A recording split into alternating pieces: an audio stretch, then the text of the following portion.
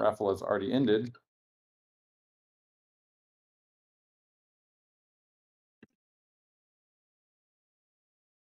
Shows random number already generated. So, oh yeah, looks like we are choosing random number now. Ooh, Network's a little bit slow. the anticipation. So that means Oh. that the balls are rolling on the chain link side. The long drum roll. The roll already went through for me, and I see what I won. You see it already? Yeah, I won Oh, 5. yeah. I don't know Click what the these claim items are. Right. Let's see what I got. What'd What you you got, guys? What'd you win, bro? Let's hear it. I don't even know what the items are because they all look the same or similar. Oh, gotcha. I literally got entered the globe. I got a globe. at the Hey, I won Oh stuff. my god, I didn't get a gnome. No. I got the globe. I got a gnome. I got 6 globes. Wow. You're a well-traveled, Nice. well-traveled man. Yep. I got a lava lamp. Very nice. What did I get from my other wallet? Let's see. Oh, cool. I got 2 items. I got a rare GM sign, and I got a rare flower. Okay. No campfires, but I'll take it. I got 93 comments. I actually won. Whoa, the commons went out, man. I rolled a little below average, but can't complain. I think in the long run, it's pretty good. These are some, man, these are gonna look so good. Look at those blue campfires, man. Okay, I kind of regret not putting in rares in. Great. So you can claim them all, and we will be getting these live in the Gotchiverse definitely by next week. Shouldn't take too long. You'll be able to place them on your parcel. We're having some issues with parcel syncing right now, so once those are cleared up, we'll start adding on these new installations. So sit tight on them for a little bit, and we'll definitely see those in the Gotchiverse very soon.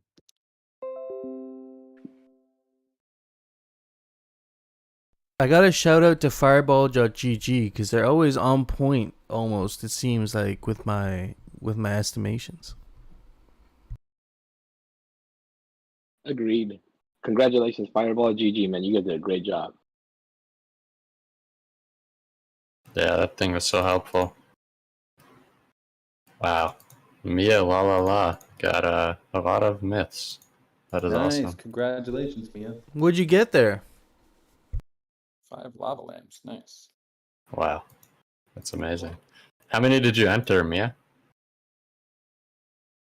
If you don't mind sharing. That looks like a great roll.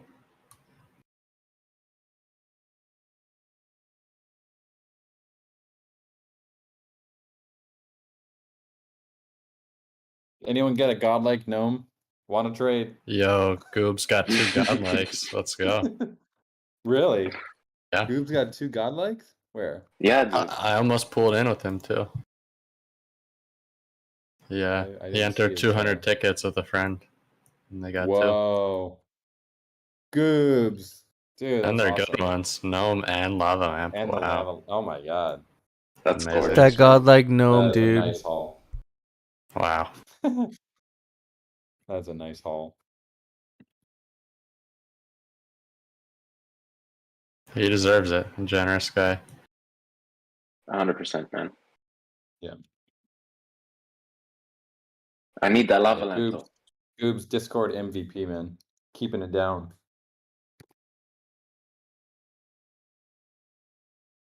Oh, these, and once you claim them, they will be in your inventory. They're looking good. It does say list in bazaar, but I don't think that functionality is really live yet. So just yeah, don't worry about that.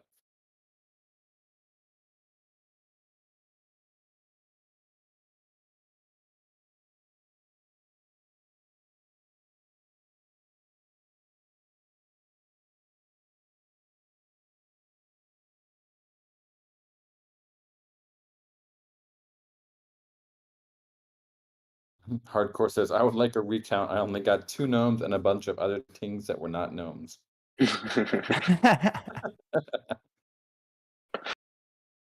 I think the GMs are gonna be cool too. They look a little small in this picture. I don't know. But they definitely are bigger than that in the in the actual game. The GM light's gonna be kind of cool. They're gonna be like Hollywood lights, right? You can like, I don't know. We'll have to do some fun stuff with that where they kind of like maybe they follow you as you're walking or something. Will they have a nice glow to them, like when they're on your parcel? Yeah, yeah, they will kind of flash on and off. But we're also going to be doing some stuff where you kind of walk up to it and interact with it a little bit. There'll be like a special animation. Oh, very cool. I might even want to keep my flower then, because I want to see what that does.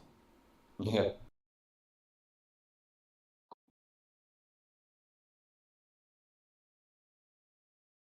But yeah, I don't see too many campfires. Like I guess someone want them, but a lot of lava lamps. I see a lot of globes, raffles, flowers.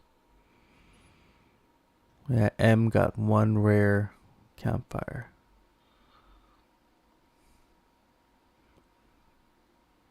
I mean, seems like the odds are really good for this raffle. I put in only 20 ghost worth of rare tickets, and I won 2 items. So. Yeah, the odds were great compared to how many items there were. These are probably the best odds that we've ever had in a raffle. Maybe the first raffle was similar, but these are definitely the best odds because there's so many items and there's no actual like yield generated. So the EV of this raffle was like hard to calculate. Yeah, but in 5,300 common tickets and I won 27 common items. So that's pretty good. I remember it being like closer to 300 common tickets entered for a chance to win 1 item. So I'll take it. If you didn't win something, I'd be curious to see how many people didn't win something, because there's a lot of items.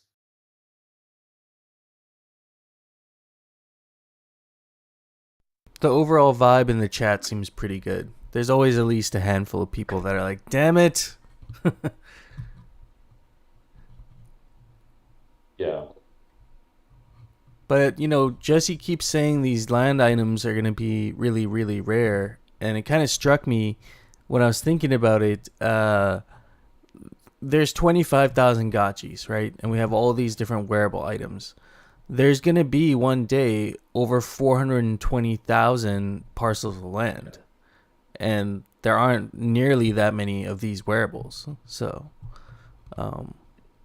in that sense, I feel like the raffled ones, because we're going to have different kinds of land decorations in the future. I mean, right? I think you'd mentioned Yep. possibly craftable or, maybe something to do with glitter. Maybe more than There's one some- way to get that. Carbon-backed assets. Mm-hmm. Yeah. Yeah, exactly. All right, guys. Here's the type form. Posting it here. Go fill that out for your 10 XP. We'll get that out as soon as possible. It's going to close in 2 hours.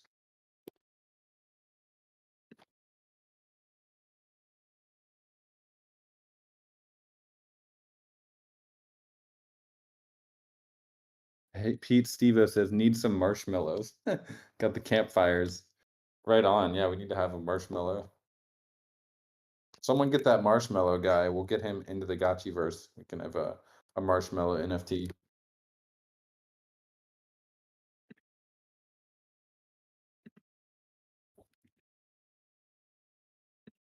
Already 29 responses. You guys are quick. Type form ninjas. Gotta We're get that trained, man. XP.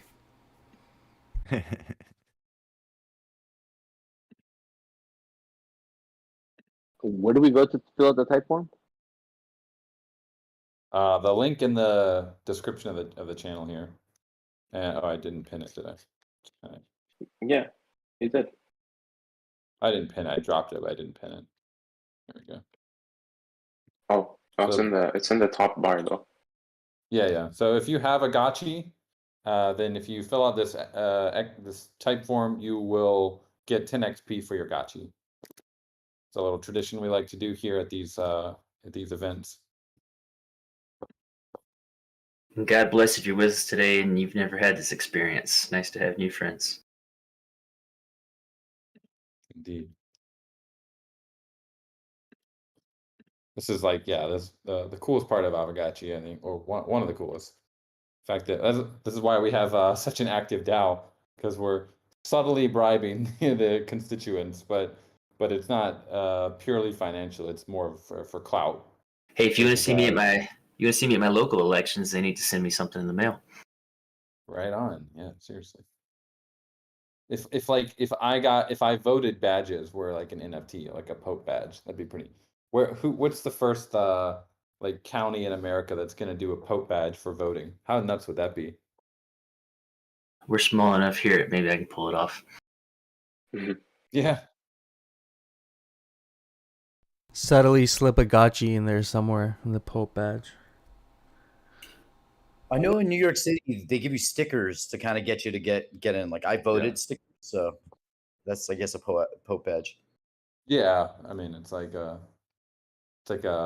Gen 1 Pope badge. I don't know if you make the wrong choice, that sticks with you, right? Like if you make that badge soulbound, that's like stuck to the, it's like, oh, that's who you voted for. All right. Mm-hmm. Now all forms of government should have that. Like if you're a speaker or like a delegate, like you could get Pope badge for everything you voted on. The constituents could easily look up what you voted on.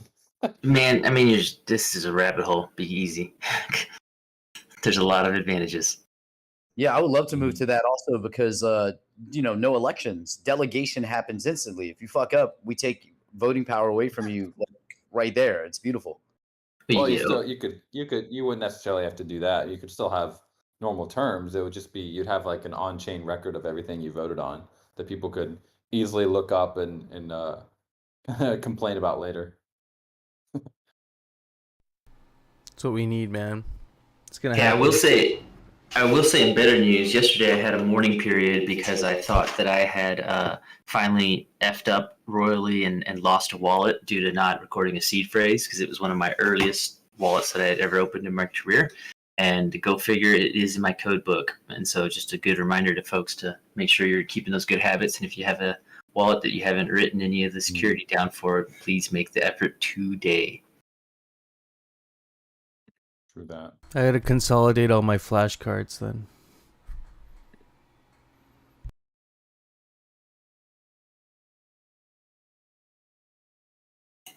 Big A had a question. There is no listing of the decorations in the bazaar right now, correct? The functionality is not hot yet. I have not personally tried it yet, but I don't think the bazaar contract will allow you to list them yet. Because we basically have to whitelist an asset to be added. So I don't think that it's live yet. We'll get that live very, very soon. It's pretty easy. Just need to do some front end work. And then same follow-up question, not equipable yet either, right? Yep. Technically, I mean they might be equipable. I'm just not sure. I'm not sure how they're gonna look like in the actual game. It's kind of the weekend right now, so things are a little bit slower. That's fair. I can be a workaholic, but I can't force everyone on the team to be a workaholic. Unfortunately, gotta have that work-life balance. More important now than ever, I think. I've been guilty of a little bit of burnout inside of the Web3 space already. I feel like I got a better balance now by backing off. Actually, you got to find that sustainable load. I feel like I'm going the opposite way. I'm like leaning in as hard as possible. Oh, I feel like I'm losing you for sure. I'll catch you on the back end of the tunnel, but yeah, you're starting quite a serious mental adventure. It's cyclical. Like people, you might be really hard for a while, and then just like health or life, you just got to take a break for a little bit, and then come back to it later. No, nothing wrong with that. What do you think's your favorite outside of work, like recharge activity? What's a hobby that you like to do, kind of get out of the scene?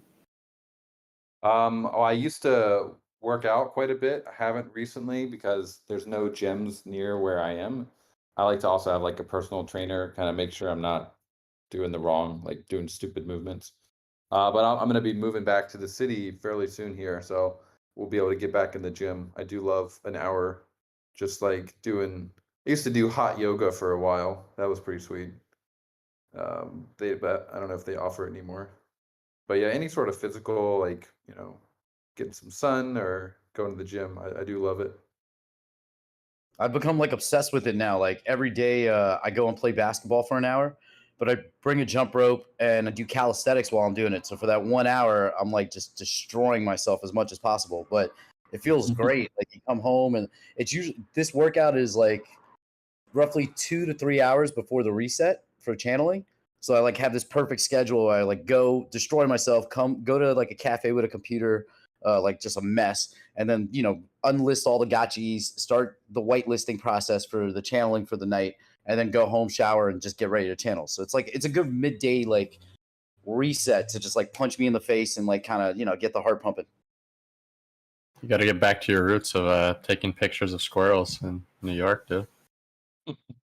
Yeah, I'm taking time for the good stuff. Yeah, I'm gonna bring some photo cameras to New York, some film cameras. I might try to squeeze some squirrel pictures in while I'm there, but there's gonna be so much like Polygon and Gotcha Gang stuff happening. I don't know what's gonna the squirrels might have to wait till the next time I visit.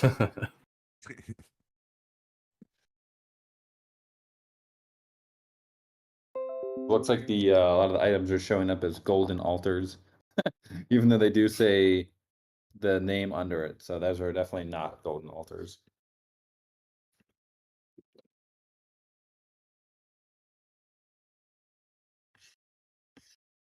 So once these decorations can be equipped and listed into the bazaar, there's going to be kind of an opportunity there, briefly at least, to pick up stuff that's listed in the bazaar, like parcels with decorations on it that you don't even realize, right? Yeah, there's definitely like a little bit of a disconnect between what you see in the bazaar and because it doesn't tell you what's equipped on it yet. But we will be definitely be adding that. I think it's a bit difficult because we need to add that information to the subgraph where it's currently not there yet. So we will. I think it's like getting very close at this point. So we'll be able to update the bazaar UI a little bit to show at least like list out the different installations that are equipped and the tiles too. I know adventure.io has the lands page that you can put someone's address into to at least see the altar level and the cooldown. Nice. Yeah, that's pretty easy. I mean, I think that we have that on the subgraph now. I think all the info's there. We're getting very close. We just need to update the front end with a nice design.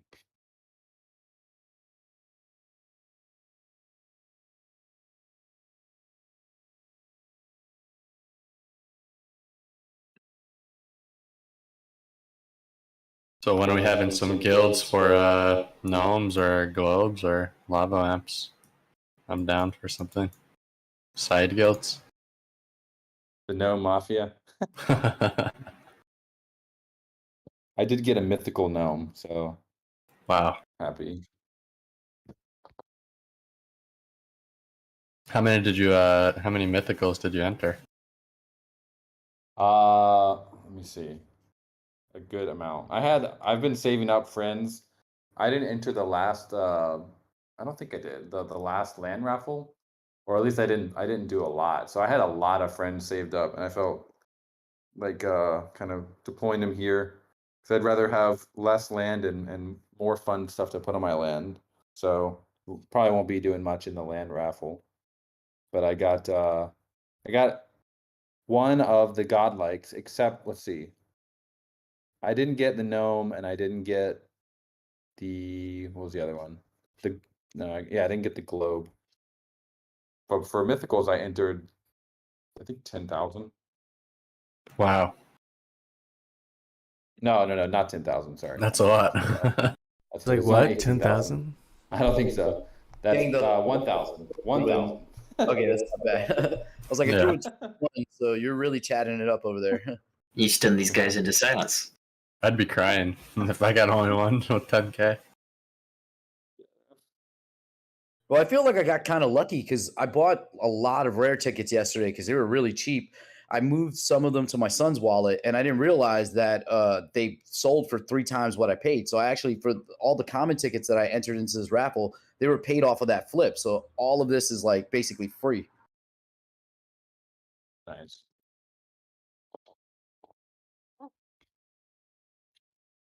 You're like what 3-0 for raffles now, huh?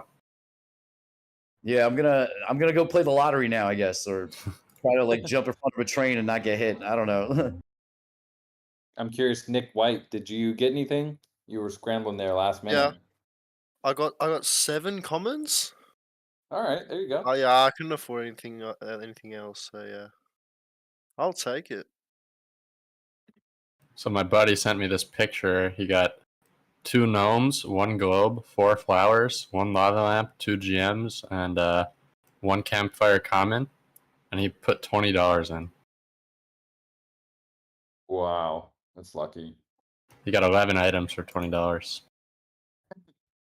Yeah, I feel like this is going to be one of these raffles that we look back on like a year from now and like, wow, what a missed opportunity. Because there's only, like Hefe said earlier, like even now, there's so much land out and just not a lot of decoration. So I'm assuming that, this was a limited run decoration raffle. Are you guys planning on doing more of these? Like, I don't want to call them installations. I guess they are installations, but more of these decorations in the future? Yeah, we definitely want to have some craftable decorations. We have a lot of ideas that we're working on right now. So I wouldn't say like decorations are not meant to be something that are extremely scarce, but within each decoration, they are going to be a fixed number. So there'll only be 5 godlike globes or 5 GM lights. So like each of them will be collectible in their own way.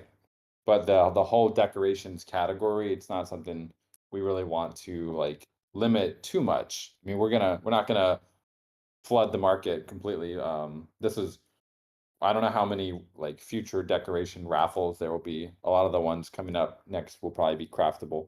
But I think it is fun to give them away via the raffle. It's pretty cool.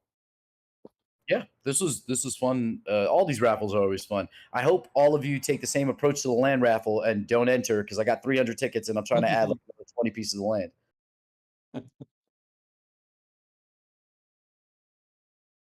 So everyone, make sure you go and fill out the type form if you haven't already, and you have Aavegotchi.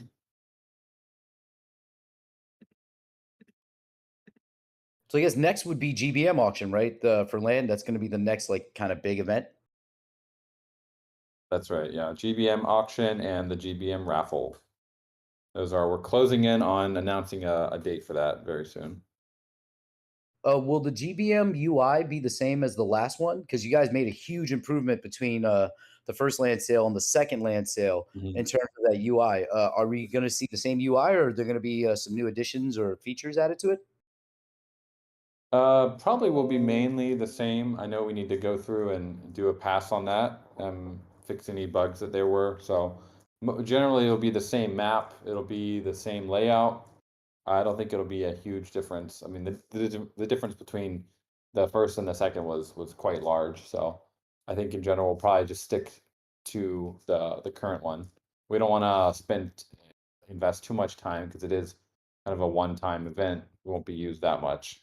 So, but it will definitely be a good experience.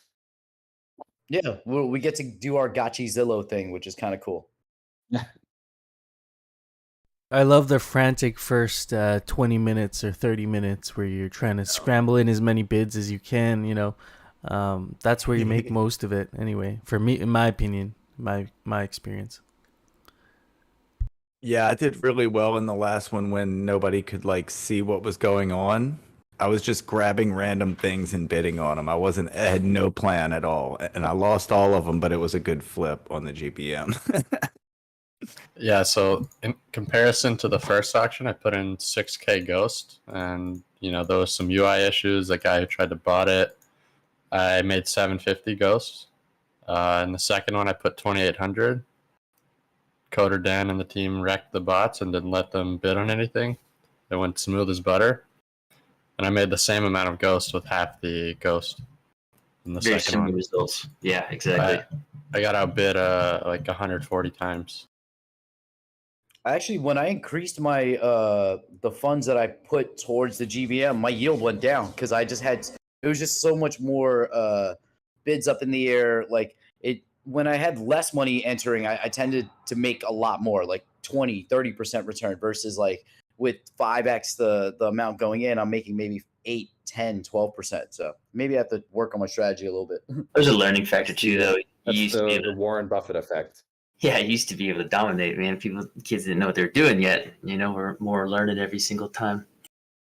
Also, just when you have like $10 billion to invest, if you're happy with like a 5% return, that for you, that's like a huge win.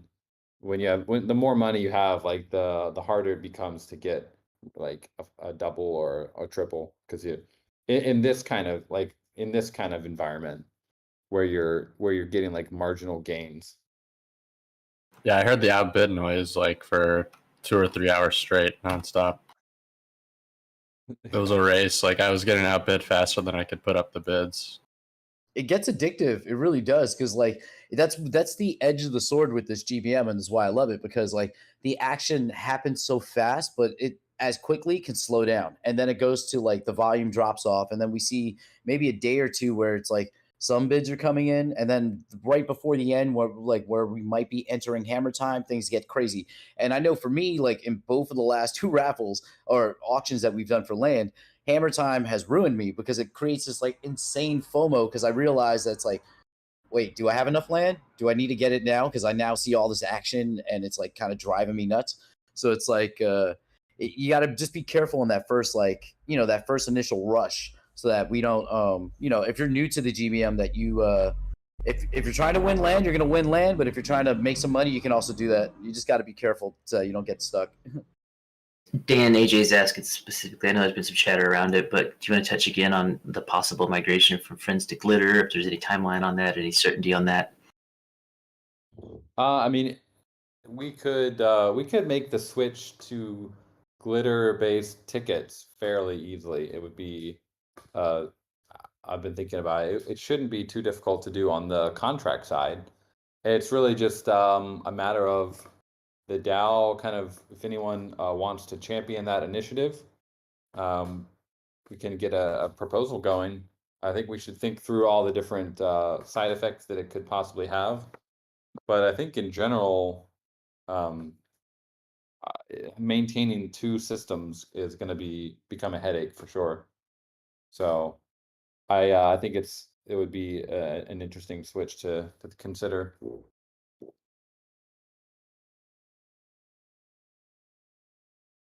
It's a Someone good. get.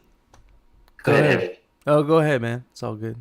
Just quick Are we gonna sidebar. get into DAO stuff now? We're past that. Probably ready to Honeymoon phase over. Move into the. We're gonna merge into the DAO discussion here. Yeah. I was gonna say it's a good segue. It's a good segue into it. I'll start us off with just a quick early one here too. So Dan, I don't know if you know or not yet, but I've kind of transitioned from Good Ghosting over to an operation called Nori. And so I'm doing the same work, community management, but I'm working with Nori now, and they're going to be hitting on Polygon pretty soon. And so they're a verified carbon supplier. And so they're going to make Climate DAO look bad. And so I have this secret agenda in my heart to sew up Aavegotchi when the time comes. So any kind of carbon discussions, I want to make dang sure that I'm involved with that. We'll get it up on the DAO eventually and get going.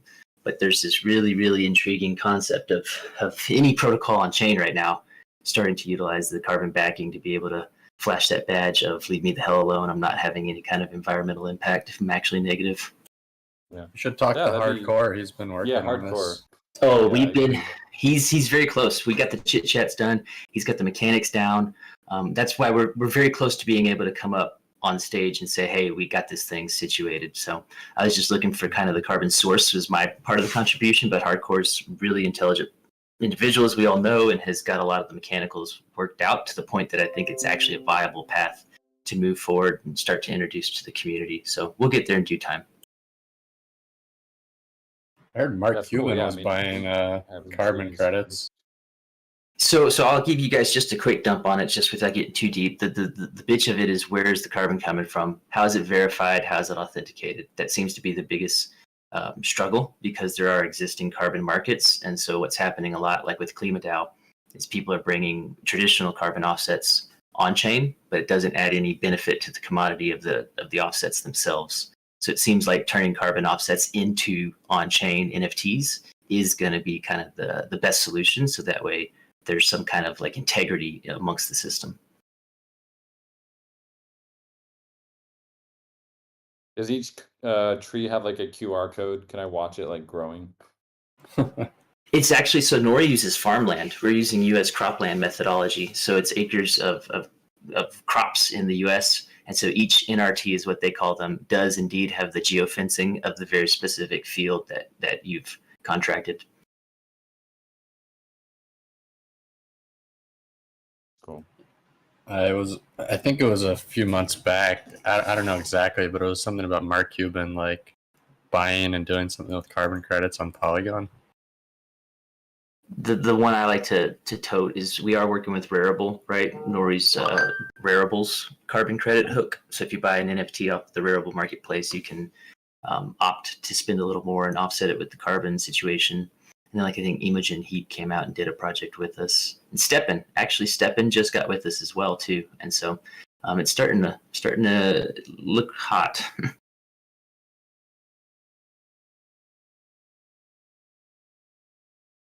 Yeah, very cool stuff. I'm looking forward to it, man. I know we've talked about it a few times, so that'll be good. I guess that's a good point it's a good point now to kick off our DAO discussion for Sunday. So I got the Miro board here. I'll throw the link for people that want to cruise along. Put that in the chat there. Yeah, I'll post everything in the DAO meetings chat there. So I'll put that there. Yeah, I think we're gonna all move over here to the DAO meetings chat. I will keep the type form in the decorations raffle if anyone needs it, but I think we'll probably be moving over here. Yes. I'll move that one to the top here. Boom. Perfect. Okay, we got a bunch of people coming in. I asked one question about decorations. I know there's no way to like upgrade them and like make them further advance. Was there any thought on maybe like aging, how like they could grow or evolve? Well, yeah, the kind of the tricky part is that these are all 1155s. They don't have any of their own metadata. We don't really maintain any of that. So like when you equip it all we know is that it's on the parcel. As far as like on-chain data. So that's kind of the bummer about using 1155s. They're much cheaper to deploy and distribute and equip and use, but they do come with some And that means that you're not able to allow them to evolve over time. Yeah, like we wouldn't know which one is evolving. It's the same thing with wearables. If we want to say, okay, this wearable is going to get more powerful the longer you equip it, we'd have to basically maintain. Yeah. Yeah, I just meant for like your decoration on your property to kind of start to like, things grow. So I thought, your decorations or something might be like grass that kind of grow or evolve. Just a thought. Yeah, that would be something we could do like completely server side only, because it wouldn't really be possible with the smart contract. Maybe, but it's just like, yeah, it's more complexity that we'd have to manage already in this quite complex little game already. Mudgeon can make any diamonds though, right? Yeah, I'm not saying it couldn't be done. It's just it wouldn't really be 1155 at that point. It would be a 721. When you start doing 721s, you got to think about like this raffle is very difficult to do with a 721. It takes a lot more gas. It's just more work intensive, and the installations they're not really equipped as 721s. They're 1155s. Everything's kind of set up for that, so it would be a huge overhaul. Great way to explain it though. Thank you. Yep. Yeah, right on. So, I guess we should just get into the agenda for today. Is anyone recording? Yeah, I'm recording. Zombie Shepherd, you're recording as well. Yeah, awesome. I am. I've been Excellent. going since we started. I was on it when you jumped in. Nice. Right on. Okay, so yeah, we got those going, and so we have 5 things on the agenda for today, and then we can talk about anything else. I believe T-Bird's boat. I mean, we want to have him come up here and actually explain it himself. So if he's in there, you can definitely jump on stage once we rattle through these 5 items, and maybe we'll end off that way. But the first item is channeling. I guess there was 2 sig props that were made, but that's been cleared up now, right? We have 1 sig prop available to vote on that is quite far from quorum. Wait, yeah, I don't think it's met quorum yet, but it's basically to change the channeling time. So basically, go vote on that. I think there was 2 proposals before, so it was confusing. But now we just have the one put up by why did I close that? By Zico, Hardcore, and Yes. yeah. Let me just open it up here. That's the old one. Yeah, Hardcore, Zico, Frost, Choina, Slick. That's the one we can vote on, and that's still active, that's still open. So I don't know if we really have much to add on that. You can go in and read the options. There's 3 of them. Option C, keep the Yeah. current system, was missing from the other proposal, I think. I do have a question about that, actually. Mhm. So the issue is that all of the spillover is building up at the same time, right? Or like, what is the main issue with the channeling window? I think the main issue with the channeling window was, I think, 2 things. One was that there was a concentration of Alchemica around a certain time that players would log on, and that time would be like fruitful for scholars going around picking Alchemica Yeah. up, but then there wouldn't be a whole lot for the rest of the 24-hour period.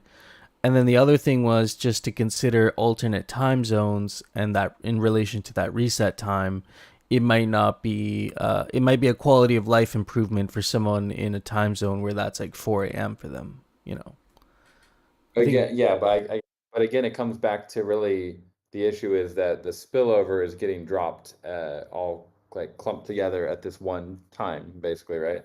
So I thought more about this like before the prop went out, and the only way this is really going to change anything is if we also get the option, which you said is possible, to not allow channeling on rented out gotchis, like to toggle that option, or else the same issue is still going to happen. Because unless a lot of people change their reset time, which I don't really anticipate, but Right, but I think my question here, what we could do on the back end side is basically all the spillover that is coming in at this certain channeling window time, this midnight UTC, we could theoretically just distribute it evenly over the entire day instead of having it. Basically, what we're doing now is we're trying to get it, we're trying to process it as fast as possible and get it out there. I think it's set to about a 4-hour period now. yeah, Notice no, that yeah, I noticed go ahead. that like some guilds will do like spillover. They'll do spillover sessions, and that would maybe mess that up for them. It's just something I was thinking about if you were to do what you just said, Dan. Yeah, basically changes like your suggestion basically changes how spillover works, which I mean Yeah, wouldn't necessarily be a terrible thing, but it wouldn't be what the current system is. I mean, I would prefer if you did that change where the spillover was all day. For me, as someone managing assets, it would make it easier for rentals because right now there's basically my goal is to channel as quickly as possible after the reset and get back up those gotchis because I'll get the premium because there's almost no listings because everybody's channeling, they're pulling down their stuff.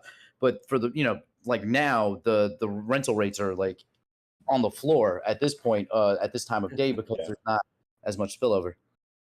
Yeah, I'm just worried if we start adding in like a channeling window that a gotchi has like for itself, we're gonna have to show that on the UI, and it's gonna add a little bit more confusion into the marketplace. And what if someone like changes it while it's listed, and then the listing's outdated, and it does add a lot more. I like the little fact chaos. I like the fact that you can just adjust it to the time zone you want. Wouldn't you be able to move it from 7, right? No future that you're doing it at currently. So you would move it to, what time would you move yours till? Because I know you're managing some assets. I wouldn't move it. It's in the perfect post-workout place. I get like, I finish dinner, I work out, I work out, finish dinner, shower, and then I'm right into the channeling mode, like full of endorphins and dopamine. So I personally, I would leave it. But you could adjust it. You could, in the future, you could always adjust it if you had some things coming up at night or something changed in your schedule to where you needed to do it in the morning, right? I could, but this really does like fit perfectly. The channeling session for me, because I'm doing 80 gotchis. I'm not even renting gotchis anymore. Takes a little over 2 hours. What also adding, relisting of gotchis as I do it live. So for me, I like to go out at night. So it gets me out. Like I'm in the house later. So when I go to a bar, I'm only there for like an hour or two. So it's actually way better for me. So I kind of like the reset. Even if we could change the reset, I probably wouldn't unless I was going on vacation or had a major life change. But there would be a lot of people. There would be a lot of people, I think, that would, though. You know what I mean? It was there's a lot of people at like 4 a.m. Yeah. Not only that, but people in the middle of the day, they might not want to do it in the middle of the day. So there's stuff that's happening at 12 or 1 p.m. They just switch it down to maybe no future, but that actually adjusts all the different channelings. And that would kind of be able to keep everything kind of the way it was. And is that something that's going to cause a lot of load, Dan? I think the main reason why this change was being implemented was because of the pressure that it was having on the servers. Because other than that, this change isn't changing much. That's what I was saying. The only way it changes the load on the server is if people would adjust it, though, right? And that's what I was trying to say. The server load is not really an issue. I don't think anyone's been complaining the last week ever since we. But I mean the way you optimize the servers though kind of sort of changes how it kind of changes how channeling. That was there were basically 2 optimizations. One was before it was like we were literally putting it out as fast as we could and it was usually done within an hour. And that was fixed like last week.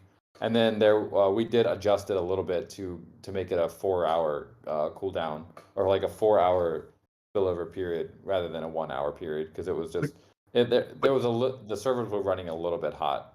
Which does change how channeling is supposed to work, though. It's supposed to spawn when you channel, which it doesn't currently. It spawns over a 4-hour period just because that's because so much is being done at once. Yeah.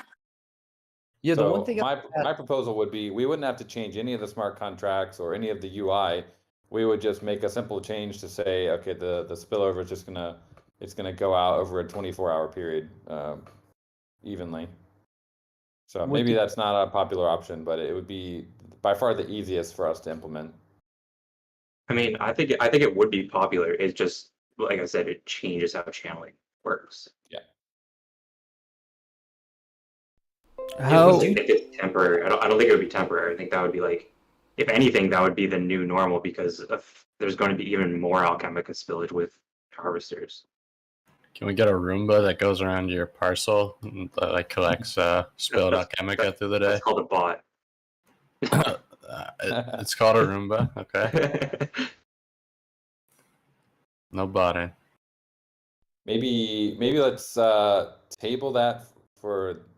We're going to go on to the next topic here, which also relates to spillover, which there's been a lot of discussion in the forums about it. If we're going to talk about spillover, might as well talk about the biggest possible changes that people have been talking about. Yeah. Dan, are you referring to the level 9, like Notorious BTC and Mikey J, the model that they've created? Oh, no. I'm more referring to the various options that there's been people discussing in the reduce or end spillover discussion. Okay, get yeah.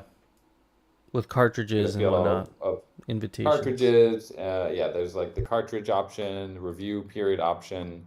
There's like an option to reduce the spill rate or spill radius of the spillover, and then there's finally just like stop spillover for a certain period of time while we put out more advanced gameplay, or are able to have more time to implement more anti-botting measures.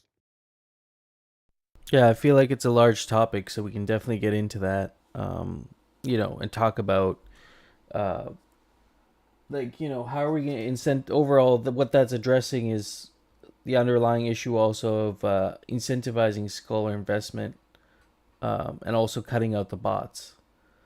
So that all ties in with that, I believe.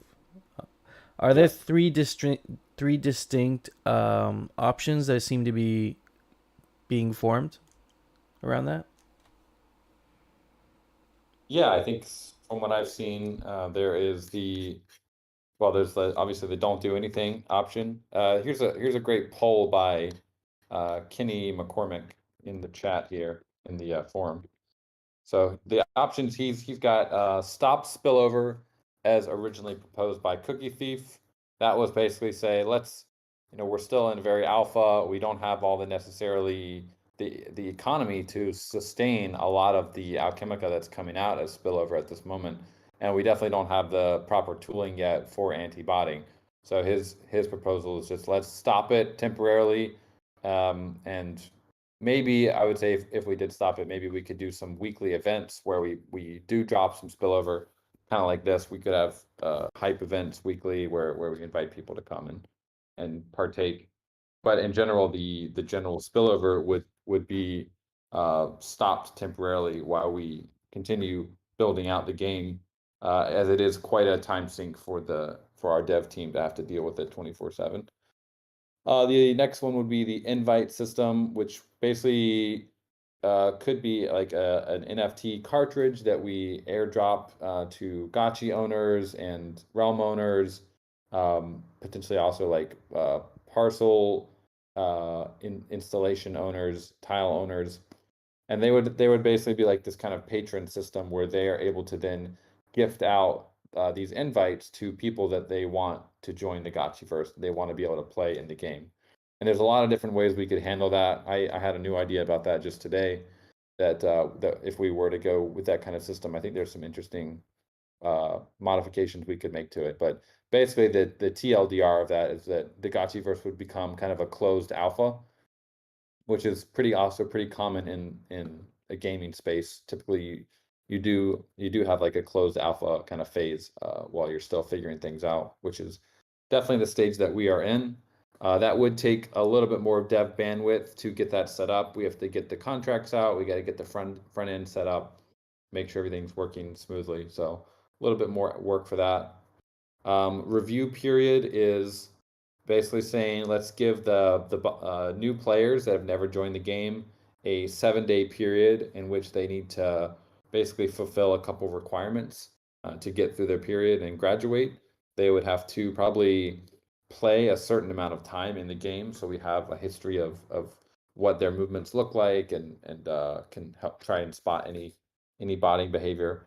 They would also probably have to pick up some Alchemica to basically to show that they are playing the game and doing that sort of like they're not just standing around all day for 40 hours. And then finally it would be like a 7-day period probably. So they'd have to meet all 3 requirements to be able to graduate and become like normal players. And during that review period, they wouldn't be able to withdraw any Alchemica from the system. There was another one. Yep. Sorry, I was just going to say, in relation to what you just said, there was an interesting conversation around doing some sort of an educational course or / game, mini game that would be maybe run in a little sandboxed environment to get off, kind of like a tutorial island, and then you can make your way over to the main Gotchiverse once you've been vetted that way. So I feel like this could have a potential for onboarding quest. gamification. Yeah. Yeah, onboarding. Yeah, So exactly. yeah, that's another option. It's kind of I don't think by itself it would solve the issue, because I think someone who can make a bot can also make a bot that will play the onboarding quest just as well. Like I was thinking about today, I don't really think there's that much we could do that they wouldn't be able to just bot and get through. Like we'd have to Sybil proof the onboarding quest, which I don't think would really be that easy to do. Can you make So I like don't- randomization of like paths and instances, like changing directions and I don't know, moving NPCs or something? Yeah, but they're just gonna play. They're just gonna like find Play them. every version. Yeah. Someone was telling me that Sunflower Land has like a moving NPC, and they're like this will kill the bots. I'm like, well, no, the bot's just gonna go find the NPC eventually. It's not that hard. So I find it difficult to think of a lot of things that would be potential like anti-botting techniques that would be used in the onboarding quest. Basically, we're trying to prove that they are human, and there's just having a quest and forcing them to do that, they're just gonna set up their bots to do the onboarding quest. So I don't really think that would be a great solution. The 7-day review period is also interesting, but I do have questions about that because, I mean, you guys probably are limited in your resources in terms of like how would you handle the 7-day review period for like hundreds or even like thousands of players. So yeah, we would need first of all, we do have some analytics that we've been working on and improving. And also, I think we're gonna have to hire, or the community will have to hire some bot sheriffs, basically, to just patrol the Gotchiverse and look for sus behavior and kind of record it and get it to a point where they are very confident that it is a bot. So that's really all you can do. You can have automation. We can do all sorts of machine learning that we've been trying.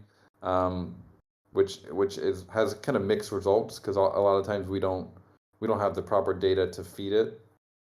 So at the same time, the botters are also going to be changing their techniques to make it, as we spot them and ban them, they'll also be like figuring out ways to be less on their radar.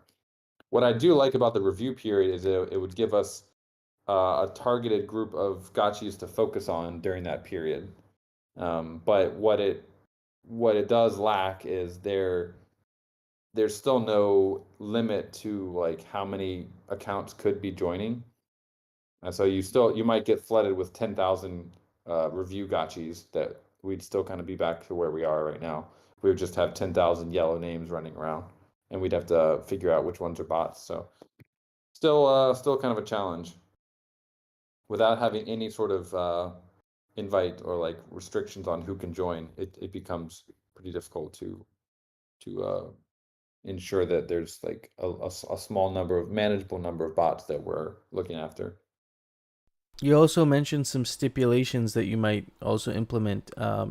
Like you said, days since first login, a certain number of hours logged in game, a certain amount of Alchemica picked up.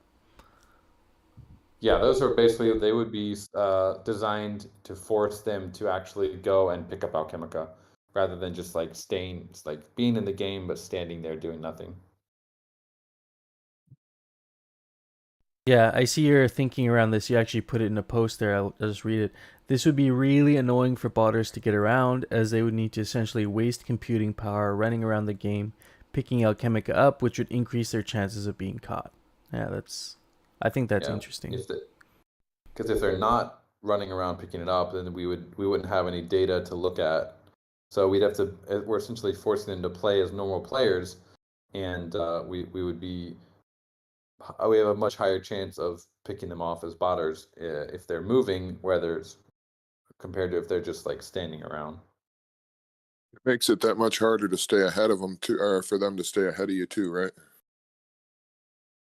Yeah, we could introduce other things that are kind of little games that we've been thinking of as well. But generally, I think the review period by itself, it would be definitely nice to see which gotchis are kind of new to the game, and be able to for everyone to know and kind of hone in on looking at them.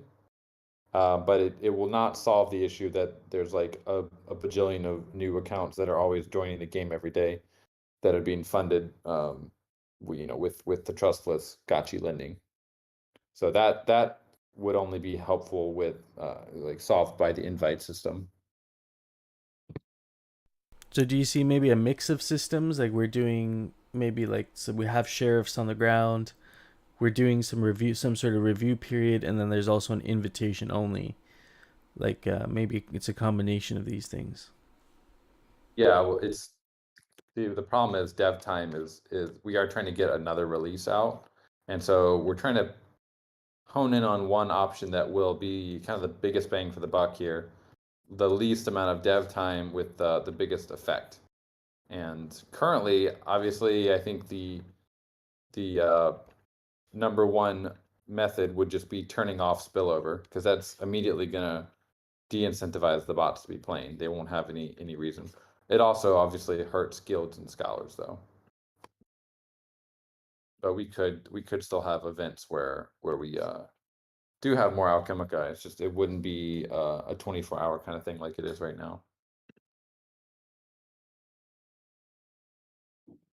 Yeah, someone had also mentioned that they were looking at the active channelings happening on adventure.io and then finding Alchemica that way. So, I guess if there's tools built around it for scholars who are really looking for Alchemica, there is that. I don't know if bots are using that information, but probably. Might not be exactly like something that it might even work, but what about every hour there's like a flash dance? Like if you're not a bot, you got to do a dance or you get kicked. And then there'd be like a whole dance in the whole gotchi verse.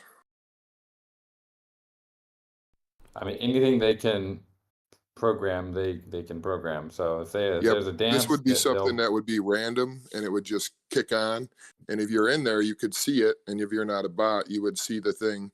Hey, do the dance. You do the dance, you get kicked.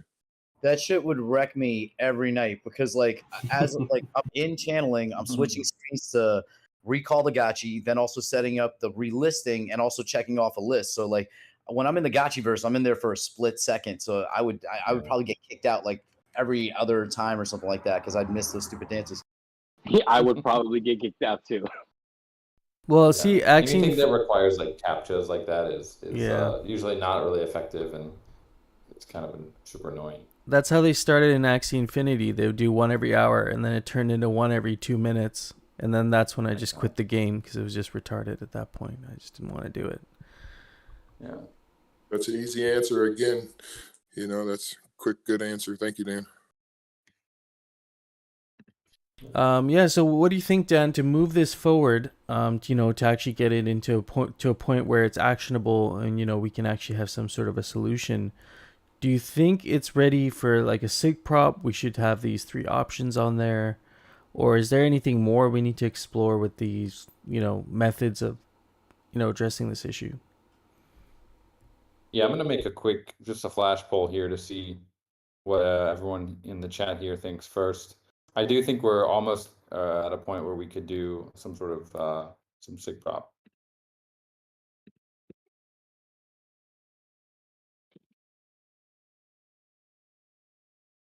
You also mentioned a bit of alpha there. I don't know if it's alpha, but I'm just gonna read it. You're talking about the general purpose of each token and how we could adjust potentially the amount of alpha. But you talk about the 4 different types. You have FUD, which is mainly the building block. That's the way you guys see it. And then FOMO is the mechanical impetus, so used in farming installations. Alpha is for social limited edition mints, and then Keck is mainly for rare items and limited edition mints. And then Glitter, of course, we talk about as tokenized time. Yeah, it's interesting. I'm just gotta find some nice emojis for this flash poll here. There we go. Certain farming installations. I think that post probably had to do with something else, but interesting nonetheless. All right, so little flash poll here. Feel free to click as many as you like, and we'll see what everyone's thinking here. So we got temporarily disable spillover, invite only via the cartridges, review period, or all of the above. One thing I was thinking about the cartridges, it'd be great if we could use NFTs, but if we really wanted to just get it out and be kind of get it out quick and dirty, we could just do kind of a snapshot and a whitelist, and guilds could essentially, or new players could like contact patrons, and basically they would contact us and we would whitelist them. It'd be pretty kind of a dirty solution though. But yeah, because cartridges are a little more technical to implement.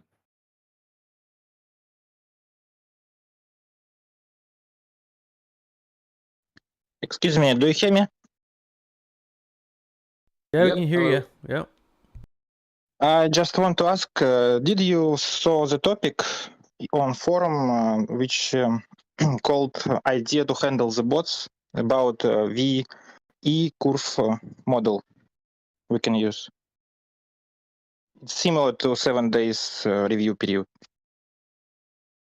Yeah, I did see it. Let me check that again. You're basically talking about V Alchemica, right? Kind of an Alchemica that they can't do anything with.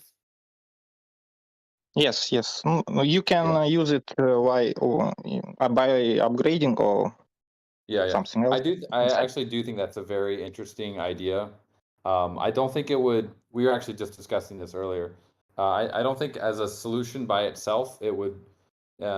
It could deter a certain group of people, but basically what it would incentivize is you would be able to get the Alchemica, and then you could craft with it. You could we will have more items to be crafting starting next week. So you would craft with the item, and then you're trying to, if you want to cash out, you would have to essentially list it in the bazaar for someone to buy it, pretty much. And so we're kind of forcing people to become NFT flippers, which not the worst thing in the world for sure. That I'm would not drop sure the floor though, right? the floor of what. Like the NFTs being sold. I mean, if everybody had to buy into, create something, then sell it. You know what I mean? Wouldn't that drop the value of those NFTs severely? Well, it basically deflects the sell pressure from Alchemica itself over to the NFT that you're crafting. So if you're crafting let's just say a decoration, you're forced to craft that decoration because there's nothing else on sale that week, and you're trying to cash out, then yes, you would have to list that decoration in the bazaar at a certain price. So in turn, that Alchemica would actually be undervalued because now you're pushing it into items that are now going to be undervalued. So it would basically be the same thing on the sell pressure. It would just be in another form, right? It would just there's annoy no- bots. That's all it would really do. They would Yeah, have to essentially spend more time figuring out. Right now, it's super easy for them to just cash out their Alchemica. So what they would have to do is they'd have to craft it. They'd have to spend some time in the bazaar figuring out what the floor price is. They would most likely just They would set up a bot to list it in the bazaar and hope someone buys it, pretty much. It could also be a benefit when potions come out because consumables could help you get through a dungeon, or it could help you win a fight and maybe gain more Alchemica if you kill other people who have Alchemica, and those would get burned. So I'd see that as a very positive thing to do with it. Harambe, that's a good point because in a lot of other MMORPG games, that is a big sink in the game, is the battle mechanics and using power ups and potions and whatnot. Could be a potential way to definitely burn them and have some craftable items with Alchemica. in the game. Mark also brings up a good point with the cartridges. It's going to take roughly a month or so to build these out. Is that right? So the smart contract, we do have some code that we've been preparing for other things that we would be able to basically use. But there would be definitely some time involved respecing that. We would essentially finalize all the different features that we'd want in the cartridges. And we have to spec that out with user stories, build it, probably do, well, not a full audit, but several rounds of code reviews on it. Then we would, at the same time, we'd be preparing the airdrop for it, figuring out who would be on that list of the airdrop.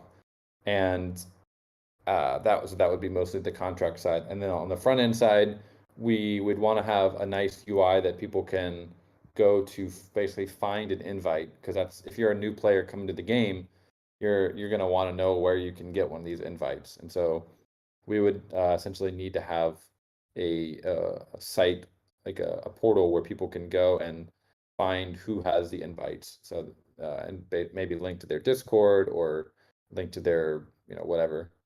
So those would be kind of the discoverability factor would be a little bit more limited with the cartridge, because you're going to get inbound players who really don't know how to start playing the game. So that would be a kind of a hurdle that we would need to overcome. Yeah, so it sounds like, there's some time involved with that option. In addition to that, there might be another layer of complexity for that onboarding aspect of it for a new player to come in and do this. But on the other end of it, how sure are we this option is likely to work in, accomplishing its goal compared to the review period, which is a lot less intense? Like, where do you see the outcomes? Are the outcomes going to be, in your opinion, a lot better if we invest that significant amount of time and resources into the cartridges? Or alternatively, is it better to, focus on other things? I'm sure you guys have a lot to build, and try a 7-day review period, because we can implement it quicker, realize it works or it doesn't work quicker. And then, if it doesn't work, you might have to revert to cartridges anyway, but then at least if it did work, you didn't waste a month doing that. I don't think people realize how many bots there are in this game who would think the 7-day review period thing would work. Like, it's a band-aid. It won't actually solve it long term. It would be nice to know which ones are new players, but without any limits on new players being able to join, they could just as easily make 10,000 wallets and force us to look through all of those and check if they're bots or not. So I would say our anti-botting is not like super strong yet, to a point where we could easily review all 10,000 new accounts that were coming in. So a review period without the invite system probably would also take up quite a bit of dev bandwidth on a day-to-day basis. The one thing I want to note about the invite system is that, so what I foresee could happen is we obviously want Gotchi asset owners, people who own Gotchis, to be able to come into the Gotchiverse at any time. Realm owners would be something we would need to discuss, because what I see possible is botters would basically buy humble parcels, and when their account got banned, they would basically just transfer that humble parcel to another account, and we could either auto ban that account, which could be a little bit unjust, because maybe it was a legit transfer in the bazaar, which we could check for, but they could also just sell it to themselves. And the other way would be essentially forcing realm owners also. We could airdrop them a cartridge to play forever. We could take a snapshot right now and say, okay, if you own this cartridge, if you own a realm parcel right now, we're going to give you a cartridge. You can play forever. Don't worry about it. But if you get a parcel in the bazaar, you're not going to have that cartridge. You wouldn't have that airdrop to you. So you would then need to go and get a cartridge through, just like a normal scholar. So having the parcel would not necessarily grant you like unlimited access to the game because it is a potential kind of low hanging attack vector for a bot. And that goes for any of the NFT assets. Gotchis could also be used for that, although it would probably be less likely because of the high price point of the gotchis. But basically any unlimited access to the game via an NFT asset could become an attack vector for botters. That could kind of get annoying.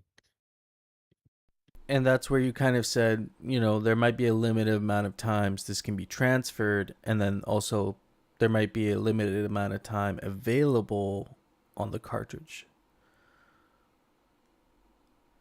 So what we would want to do, we would want to give an unlimited cartridge to all the owners right now, and then new players coming in would get like a limited cartridge that would probably be good for like 30 days. Would it? Question. Okay. Great.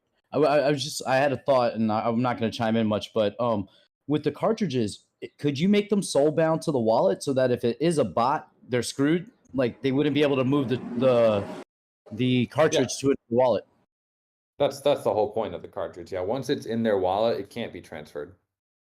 So essentially, with the cartridge, what it becomes is the person who gives the cartridge is kind of linked to whoever they're giving it to. We would know, like, if you invited a bot, it would be super easy for us to see, like bro, why did you invite this guy? He's botting the game. And so it could even negatively affect on like the next time we do an airdrop, we could say, well, he invited 2 guys who turned out to be bots. Like, sorry, you're not gonna get an invite this time. We could even take it a step further. I was thinking about this today and saying, if you're the patron, you're the guy with the cartridge, and you're gifting it to someone, that whatever resources that person spends on crafting or like any sort of internal like game transaction, you could actually potentially get a portion of what they're spending in the game because you're their patron, you're the guy that invited them. So that would also give kind of a nice incentive for you as the patron to go and find quality people that are going to be spending their Alchemica, not dumping it, but actually spending it in game. Yeah, I mean, it does require, I guess, in that sense, with the cartridge system, there is a certain level of communication between the patron and whoever's receiving the cartridges. You know, I could see guilds implementing this, fairly easily if they have a good connection with their scholars. But then I wonder with, like, how does this affect people just renting out their gotchis on the bazaar to anybody? Just renting a gotchi out, someone comes in, they grab it. You might not know they're a bot. So how would this system address that type of... It's not about lending, it's about giving out the cartridges. Yeah. I see it being really good personal with the scholars, especially for guild managers. A lot of us do have really personal connections with a lot of scholars, and we know that these scholars are getting educated now. And look, how about this? A majority of the scholars in OGG, I mean, they just participated in the raffle because we've been taking the Alchemica in exchange for the raffle tickets, and it's at least hasn't done much to help drop the Alchemica prices, but at least on our end, we're trying our best to bring it in and not let them just go out and spend. But in this whole time, we've been building such good relationships with them. I would love to reward a lot of my scholars with a bunch of cartridges. Yeah, and one further thing on that patron versus kind of player model is so the cartridge probably would have a limited game time, like a limited duration, and one idea I had was that actual crafting of in-game items could be something that extends the time of the cartridge. So not only would they would need to spend a certain portion of their Alchemica on crafting, or maybe they could buy glitter and speed it up with that, but there would basically be if you play the game and you don't buy anything with the Alchemica that you get, like you're basically game over. A bit drastic, but that would also further incentivize the patrons to find good players that are actually going to spend their Alchemica in the game. Zbot has a little comment there. Gotchi reputation score by cartridges. That would be really cool if someone did eventually, if this does get fully accepted, implemented, if we could have a leaderboard tracking, how well people are using their cartridges. That would be really cool too. Yeah, totally. I mean, because right now we Okay. don't really have a reputation system. Gotchi lending is very innovative system. The current fault it has is that we don't really know who's renting the gotchis. Most of them are just botters. Hey, user default, your mic is open, by the way. Yeah, Can you mute? Be a good boy.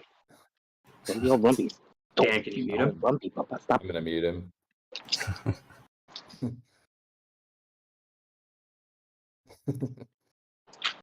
So yeah, so there would be like you would essentially it wouldn't be a You lot. didn't mute him, Like, by the way. Oh, I didn't. I muted it. Oh, You might have muted him on your side, but you didn't like server mute him. Let me. It should be the red button, I believe. I see. I don't actually see like server mute for him. What? I'll just You kick him? I don't know. That's weird. Hold on. Yeah, I don't actually see server mute. Can anyone else server mute? Oh, he's out of the channel. It's fine. That's weird. They used to have that feature. I don't see it anymore. I moved him to the audience. He'll raise his hand Okay, again. Bring him back up.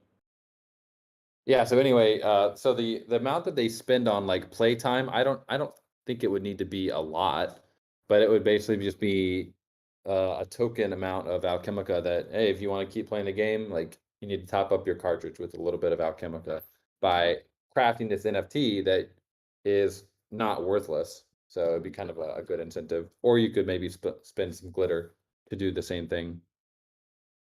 Yeah, it kind of reminds me of when you're at the arcade and you're playing, you run out of time or you don't meet a high enough score, you got to throw a couple more coins in the machine to keep going. Yep. One question though, the thing that worries me is that by adding these extra layers to this already complicated game, we're gonna make onboarding harder because now it's more hoops to jump through. Do you what are your thoughts on that, like in terms of how to mitigate it? Isn't that a good thing because we're looking for quality, not quantity? And I think in general, like pay to earn is it's a good way to get your name out there, but it's not bringing like necessarily the best customers always, since a lot of these people are doing it for a living basically. But I think like once they realize that maybe they could earn more through various methods in the game, like crafting, and it's not a guarantee necessarily, but they're not tanking the economy. Like if you think in the short term, I'm taking $50 a day, but in 1 week that's only going to be $1 versus you can take $5 a day or something. It's more sustainable for everybody. I'm just thinking on like a bonding curve. I was having a conversation about intelligence with somebody yesterday, and we're talking about how it's applied to a bonding curve. The higher we push up the IQ needed to understand the game, the less people that we're going to have available. And yes, we want quality players, but I think we also want players, because I think Pixelcraft's goal is to blow this up into like, hundreds of thousands of players eventually actively playing. If we make this too hard for them, I don't know that, it just, I just worry about overcomplicating things. I know it's necessary and it's a problem that has to be dealt with. That's why I asked the question. I think a lot of games, including even Dark Forest, I think when they first came out, they required an invite code. I mean, we're still very, very early in this game's life cycle, and we have some definitely quality of player issues. There's a lot of really good players, but there's a lot of botters that we need to think of some ways that are sustainable to prevent that. I think that we have a lot of tools, but we just need to probably like growth. I think when you like make things more exclusive, people actually start looking at it more closely because they're like, oh, this thing is exclusive. How do I get an invite for it? And they'll kind of start a certain group of people, not everyone, of course, but they'll start they'll go to the website for the guilds. They'll start investigating guilds. They'll jump in the guild, ask them, hey, how do I get an invite for this? Like, what do I need to do? And then it's up to the guilds kind of at that point, or the individual patrons to like basically figure out what this person is. Are they just like, do they just want to if they just want a game, like that's awesome. Like, let them come game. If they don't know anything about NFTs, they can teach them about NFTs. It becomes more of a personal like invitation system. Yeah. Okay, so that would attract people because it becomes like it becomes like a flex to be able to get the invite and be part of this exclusive thing. Have you guys thought of the marketing behind, like, I guess the marketing push that you're gonna do? Because like letting the world know that the Gotchiverse is now invite only and it's this exclusive club that you can be part of, but you got to be like a real player. Yeah, I think it actually becomes easier to market in a way because things that are exclusive are easy to market, much easier than they're open to everyone. Yeah. It sounds cooler. What about like I- active like wallet? What about like in wallet have to be active for a certain amount of time in the Can't do Gotchiverse? it. Okay. No, you really can't because there's a lot of people that have 0 transaction history on Matic. There are real people, but if we just say, hey, you need to have, say, 100 transactions on Polygon, you need to go do DeFi, like use DeFi, like that. Most people are not going to be able to do that. So I think that's even more limiting. And definitely we've tried that angle a lot. And it's definitely very suspicious if someone has 0 transactions on Polygon or Yeah. like it's So a new wallet definitely. created yesterday. So But definitely we can't tell them, hey, you're not allowed in our game yeah. because you need So to have more transactions. so the Bot Assassins Guild would basically be the simplest way to just kind of have some trusted people go around and execute bots, and it would really deter them because then they would lose all that alchemica they picked up. And you got a squad of 10, you can surround them, hard them to death real quick, pick up their alchemica, and on to the next bot. And if you can prove that you weren't a bot, you can get your alchemica back. You know what I mean? If there was a mistake made, but we could have like 4 or 5 things that they have to do to meet like execution status. You know what I mean? Like they got to run into something and stay there for a certain amount of time. They have to do certain movements. You know what I mean? Wouldn't it be like kind of retro, like that I don't ties know. in with what No Future was saying though about we gotta make sure that we're not making this overly complex. I think adding complexity in some ways maybe does attract a certain type of player, maybe repels another type of player. I like that idea of, okay, well, to play is the exclusive part. To be in the world, interacting and doing these things is the exclusive part. That will take some, maybe a little marketing to get out there, but a lot of players I feel who have played any MMORPG before in this phase of the game will understand that, this is a closed alpha and that's how it's going to work, and there are going to be layers of complexity. I think that's is going to make it fun. But I think doing captchas and like dancing around and stuff is not really going to be Is that not just a waste of time when we could just like ban them outright or something? Because like, I mean, if you're confirming that this person's a bot, and I don't know the way that you're having these sheriff type figures confirm, I don't know if they have tools from the dev. I wouldn't want to put that out there in public anyways, but like, we don't want to go around killing people who are necessarily innocent in the game. But, when you catch them, you'd probably want them out as soon as possible, right? And thirdly, I have some scholars who have brought their family on, and they're some of the most active people in the ecosystem. But when they bring their family and tell them, it's some of the best marketing because they brought in quality people who aren't botters, and they have 0 transactions, and they seem like a bot right away. The best way, it sounds like to me, is like Coder Dan was saying in the beginning, you have to do a lot of different things in order to create this game before. I mean, obviously a lot of this stuff hasn't even been released yet, and you're just releasing things, and you can't let it die before it's even been born. You know what I mean? So I think, like they were saying, I would understand a lot of like different restrictions in the beginning, like you were saying about different games, at least in the beginning before everything can get built.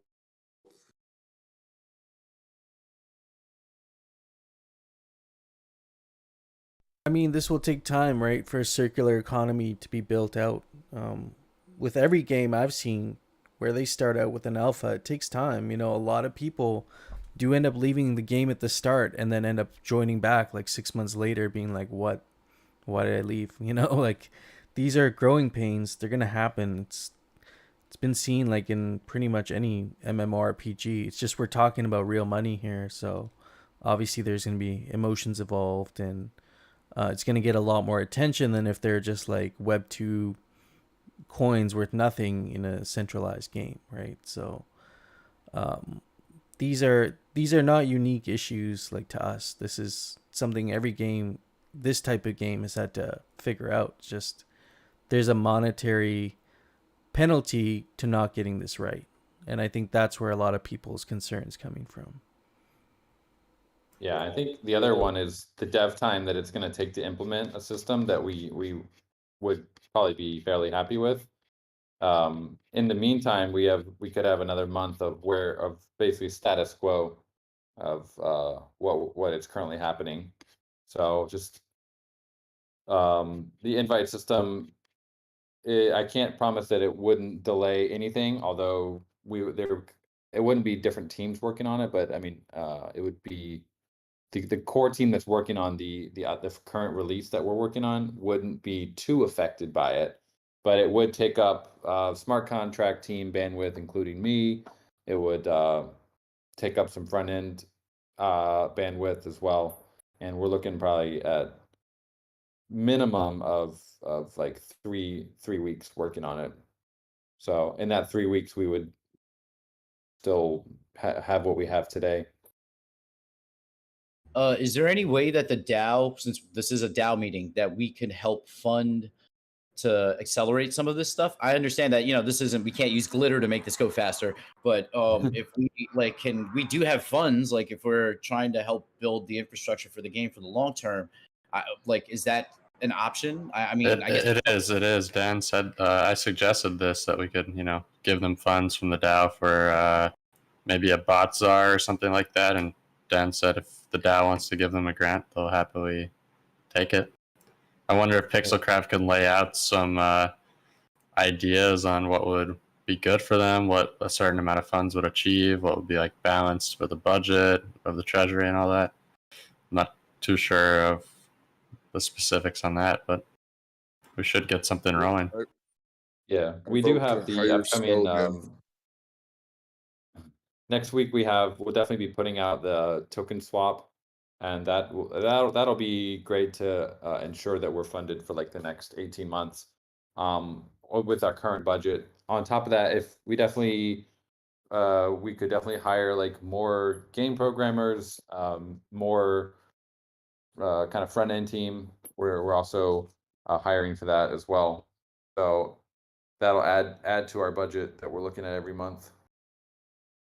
So it'd be nice to get some, because you guys know more of like hiring costs for that. So maybe like it'd be nice for Pixelcraft to give us an estimate of what would be really good for them, because I see the game development and stopping the bots is like the two most essential things to the ecosystem.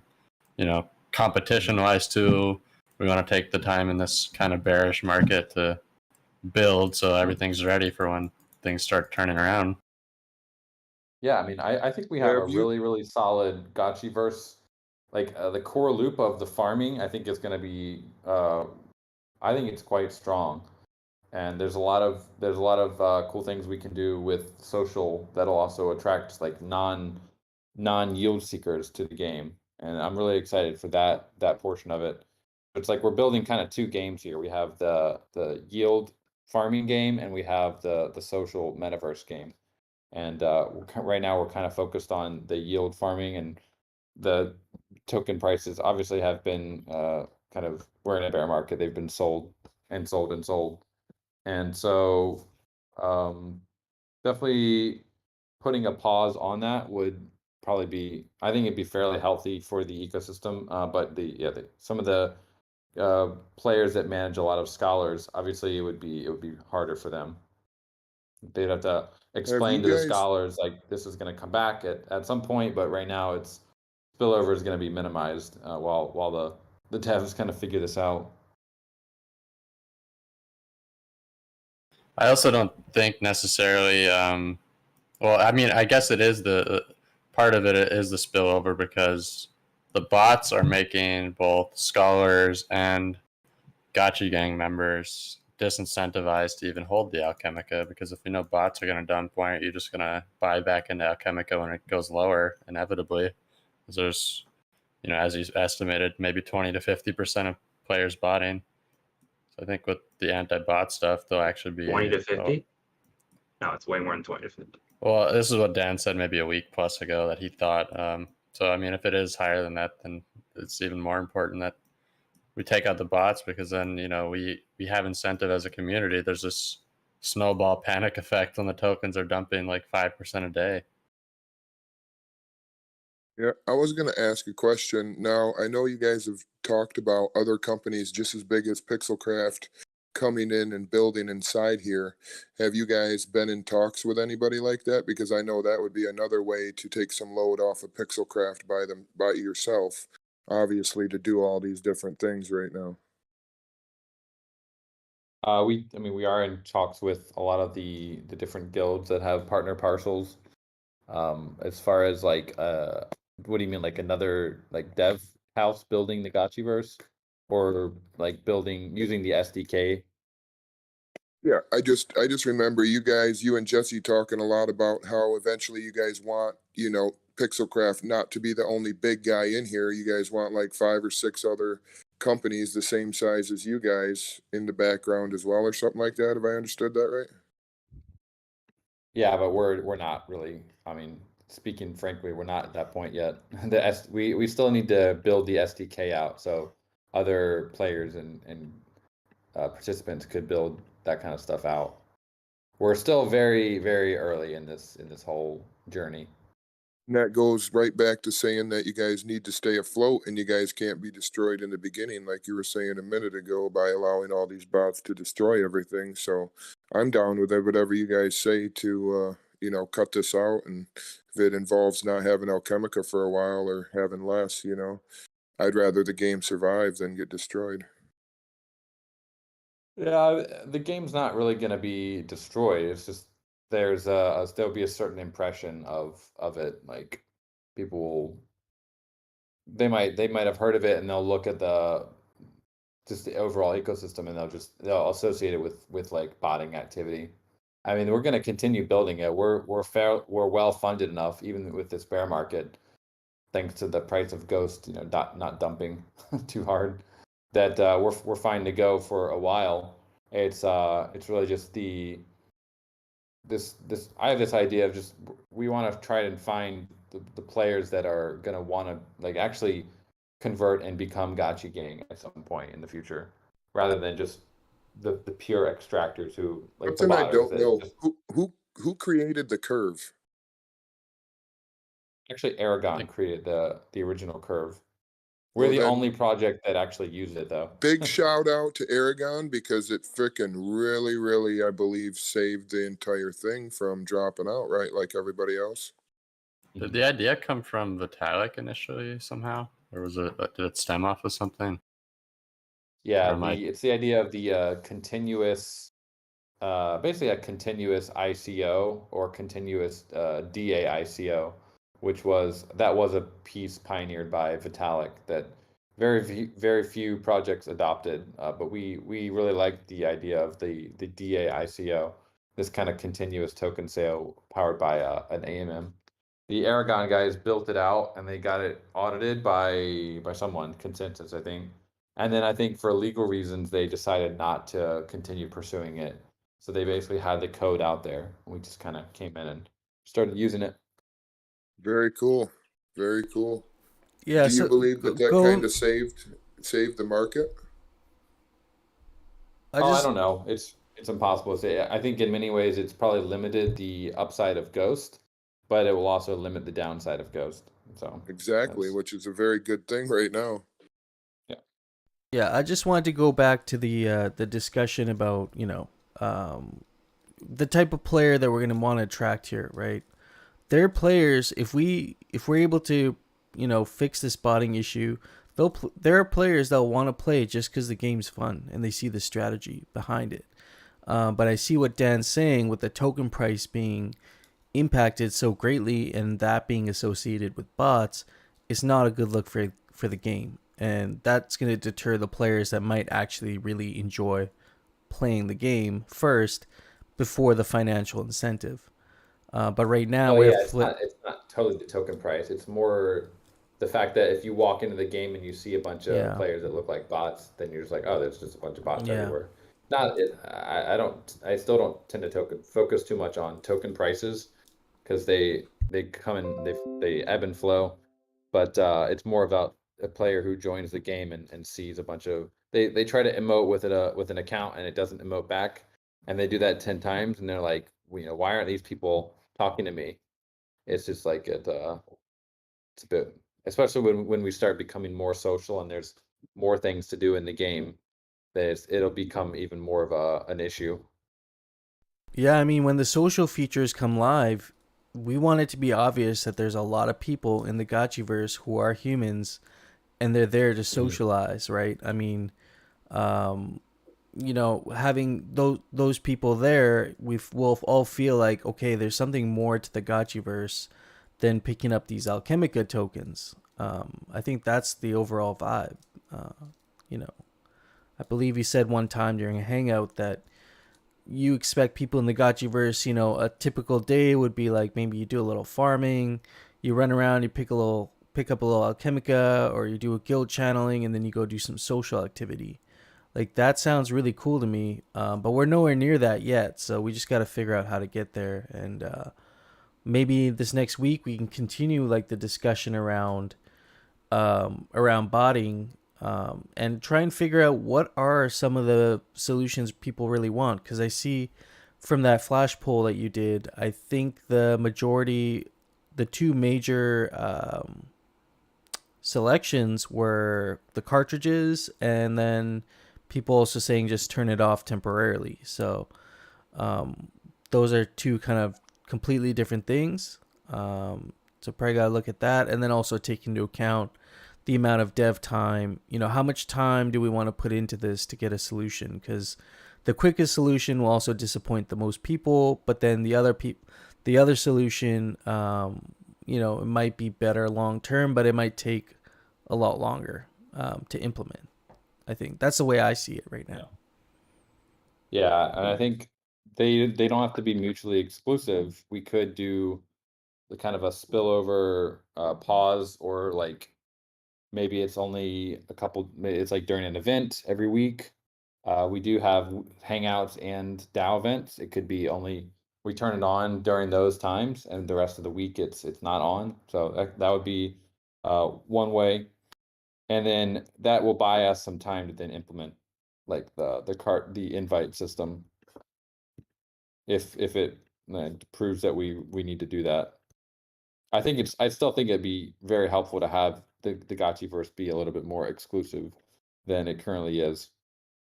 Does anybody know how many verified players that there are in the ecosystem right now through all the guilds and like the vault and everything else? Can you really ever, truly verify, I guess, if they keep making the accounts?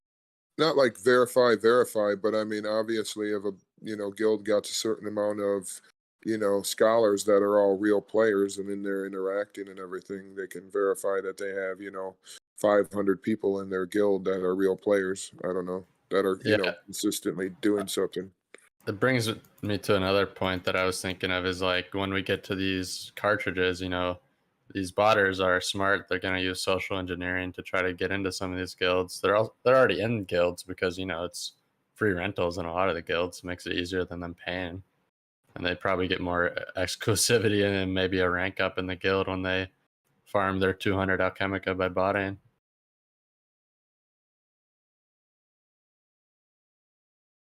I definitely agree with Dan that they don't have to be mutually exclusive. We should consider every angle.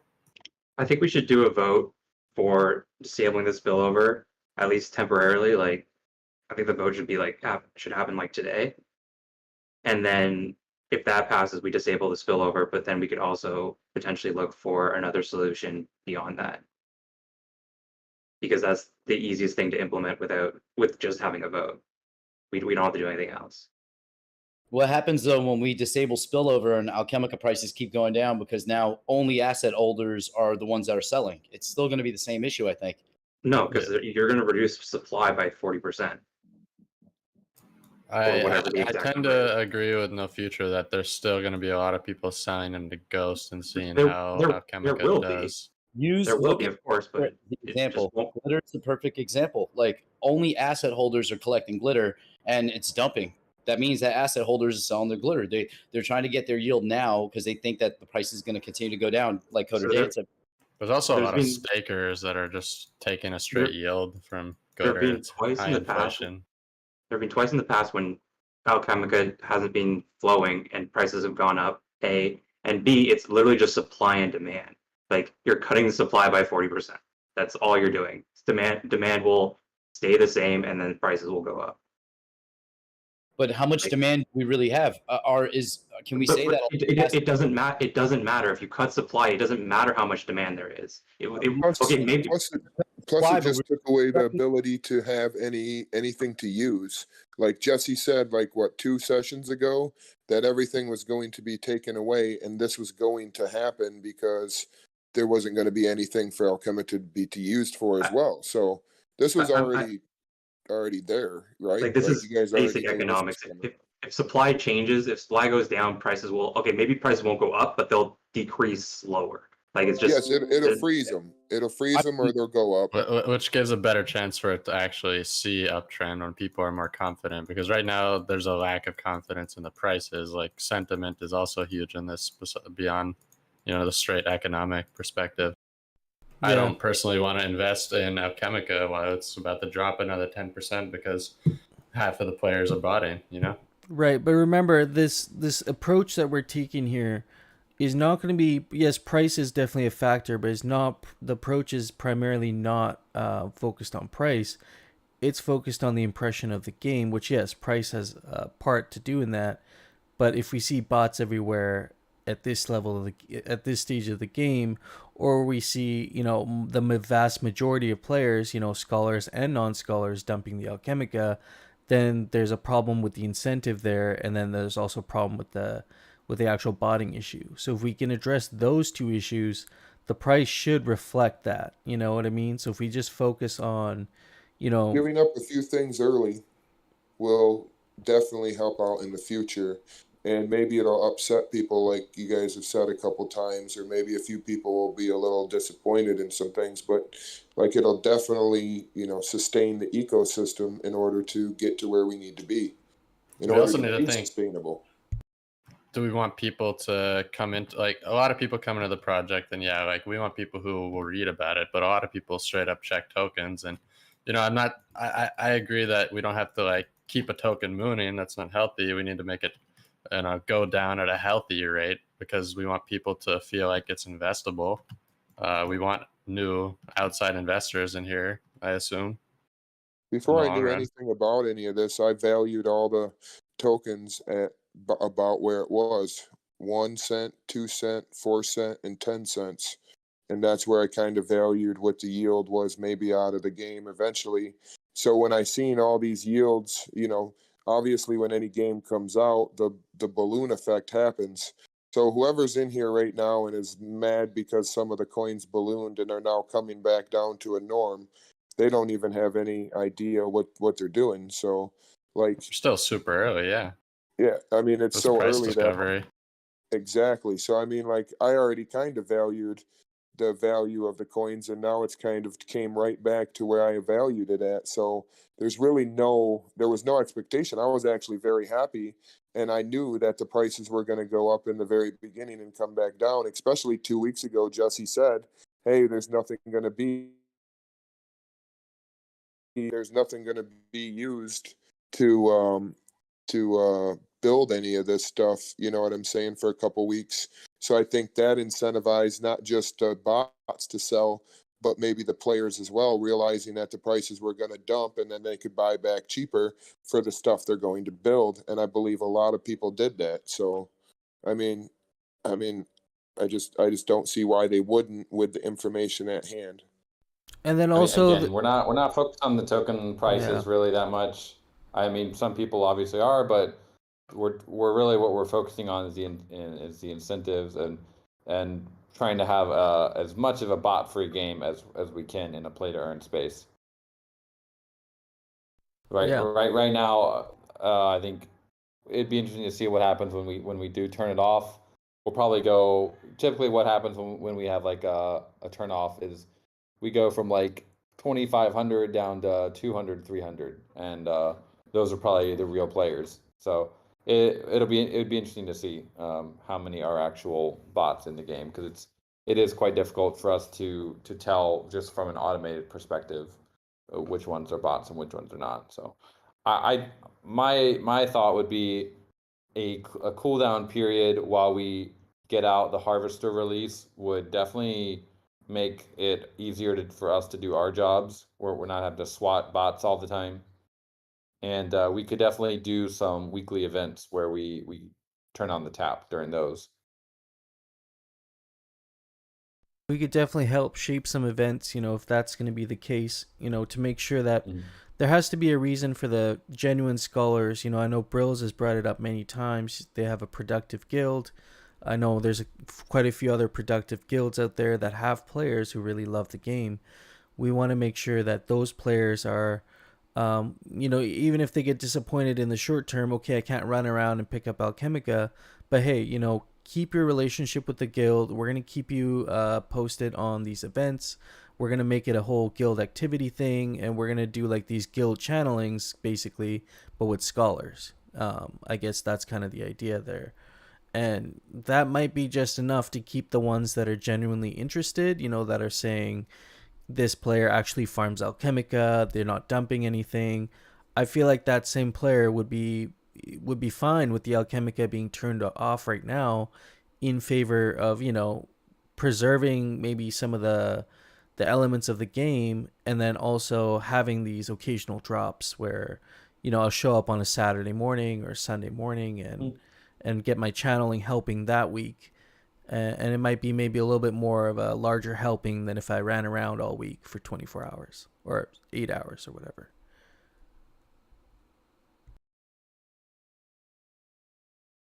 I think there definitely has to be, because I look at that turning off spillover as a major stick for pretty much any player that was a scholar, non-asset owner that, was interested in the game. That's a, it's almost like a punishment. So we got to have something else. You got to give some carrot to those people so that they're not walking away from the game with these sorts of negative impressions about how we're managing the game as a DAO. So I think maybe, in my opinion, that might be. I was kind of initially against turning off the spillover for that reason, because we might lose some genuinely interested players, and who knows who those players could be in a couple years, right? We're a long-term game, so. Word of mouth is also huge among the scholars from what I've seen. A lot of the scholars end up telling their family, they tell their friends, they get into this game. A lot of them are genuine gamers. So like we do have like a culture forming around the main asset owners of the game. So we want to make sure we preserve at least the genuine parts of that. Sure. I totally agree. And I think what we'll probably see is a lot of if they have like the scholars, they need to earn income for life. There's other games out there, so they'll probably just schedule, like if they know there's going to be a scheduled event at a certain time, they'll probably play other games in the meantime, and then on the scheduled events they'll come and play the Gotchiverse. Yeah, and that's kind of what we saw for the play drops there during that 1 month when our Discord was like swelling at 1,000 members on a Saturday hangout. That was really cool because they had to stay there and listen to us, and we were able to actually convey, hopefully I was able to convey some points about the game, but maybe we can also work on doing that and conveying some, relevant points about the game to them when they're here hanging out in our Discord.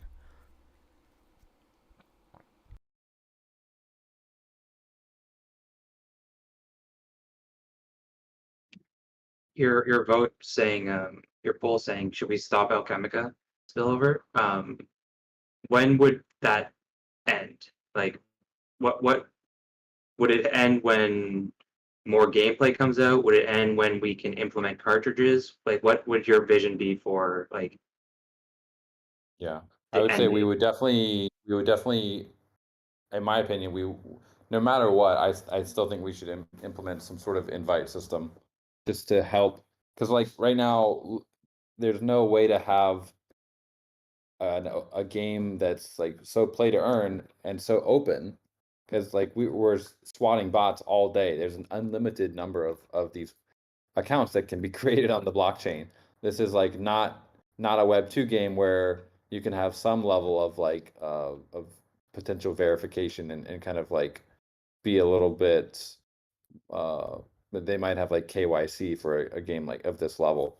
We don't have any of that, so our door is completely open without any sort of exclusivity or invite system. It's just like an endless game of whack-a-mole. What's your idea on a grace period? Are we gonna have like a week before we decide this? Is it going to the DAO? I'm wondering when this I think would someone, begin. if anyone wants to make a SIG prop for it, fairly urgent issue, we could do a normal 7-day SIG prop or a 3-day SIG prop, and probably could make an announcement about it so everyone knows to go and vote. For rentals, I do suggest that there be a message on the rental page. Yeah, for sure. We'll spillover. definitely make sure that. Yeah, totally. I think it would solve a lot of issues with scholars renting stuff and wasting money and support. Now, yeah, I mean, this has been a really productive conversation. I'm glad we could focus on this. Like Coder Dan said, this is a pressing issue, so I'm glad we focused for the most part on this. We still have a whole conversation about harvesters, which I don't think people maybe want to get into this time around. I don't know what Coder Dan, do you think we should table the harvesters discussion? We basically need to go through the 3 options that Mikey J and Notorious BTC had proposed, and just flesh those out and then get a SIG prop done for those. But I feel like we should probably address this first and then maybe move on to harvesters. I don't know. Let's see what the consensus is in the DAO meetings. Can we just table this for next week? I do have to get off here. It's Yeah, almost past okay. Can we be midnight doing for this me. twice a week? Like, I feel like once a week isn't enough. Like, we haven't talked about eyes in who knows how long, and it's like that's been an issue for a long time. I mean, we could do I can't allocate another night of my week because we do have a lot of time zone issues with our team, so I have to essentially have like internal meetings with a lot of the team members at the 2 p.m. UTC time. So Send if Mark you in. guys wanted to have like weekly hangout time, also be DAO hangout time, that would also be an option. Get Mark in here to do a different time zone. Also, remember tonight at 7 p.m. Eastern, Hefe is going to be hosting the Gotchi space. So we can continue this conversation because some of the ideas we brought forth today, at least for me, were generated last week when we had that conversation. So it's a good breeding ground to kind of like, kick around ideas and brainstorm as a DAO. Yeah, for sure. You're all welcome to that. I'm a bit curious about Tamagotchi. Tamagotchi was mentioning like a percentage reduction in spillover. It could be something interesting to think about, because if it's reduced and you say you have 20% spilling out or something, then that 20% might with price appreciation might become worth that old 100%. But yeah, I think a lot of people are in favor of cutting it completely. I'm just wondering if there's some hybrid idea that might be best. Well, there's actually some other things that we could do about this. Like yesterday, something came up, and it finally got someone to do what I've been asking people to do for a long time, which is we, the DAO, should be the final stage of the UI. Instead of it being 5 of us that know how to do this, leveraging that and either selling it to each other or just in like just using it for themselves and getting an advantage, we should be building out the final step there ourselves and making the tools that we want instead of stopping the PC from doing what they're doing continuously by making demands. We can just make demands of a coder that we hire. It's pretty simple. And the first thing we need to do is make a full-blown rental operator application that a scholar, a trusted scholar, could be put in charge of your rentals. Then you don't need a rental bot. You've got the scholar to do it. That scholar can make real money, invest in the game, become an owner, and will care about this game like it's their life, because it's the best thing that ever happened to them, and it's a career. That's me, basically. And they will deal with all the botters. They will filter it out because all of a sudden they're making real money, have a real job. And these guys, if they let the wrong guy in, gravy train stops.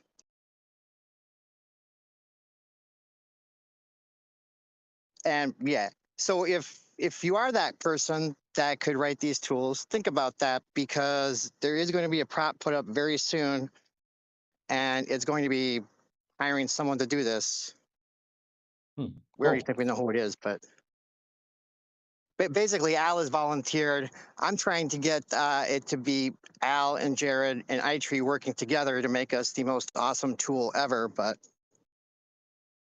I was having a similar idea, like having like one dashboard that instead of having to go to all the small dashboards that we have everywhere, including like Fireball GG and Adventure.io, Aavegotchi Stats. If we had like one dashboard that was open source that anyone could make PRs towards, I think that would be pretty cool. And that's pretty much what Fireball GG is.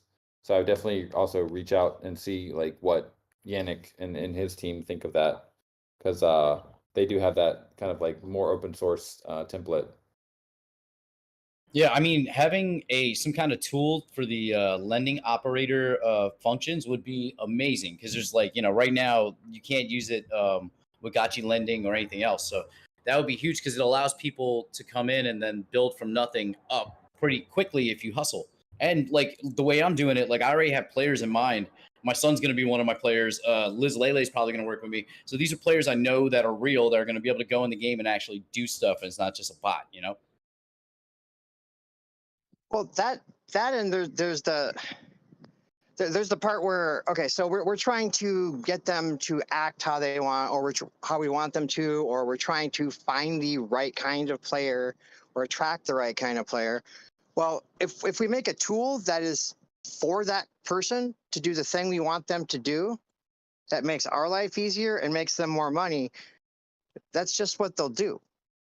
Right now, we've given them a tool that says walk around and pick stuff up. Oh, and then here's where you cash out. But don't do that. What if we give them a different tool, and the tool is, okay, your job is actually you manage all this stuff, and you vet people. And here's the tool to do it. It's not necessarily a tool for us. It can be used by us, but it's also a way to socially engineer the scholars into becoming like career Gochi managers, Gochi specialists, human resources. Guys, I have to get out here, but that's a very cool idea. And yeah, so is anyone planning to make a SIG prop about the turning off spillover? I think that could definitely be something we could put to the community this week and see what everyone is actually thinking with their ghosts, with their assets on Snapshot.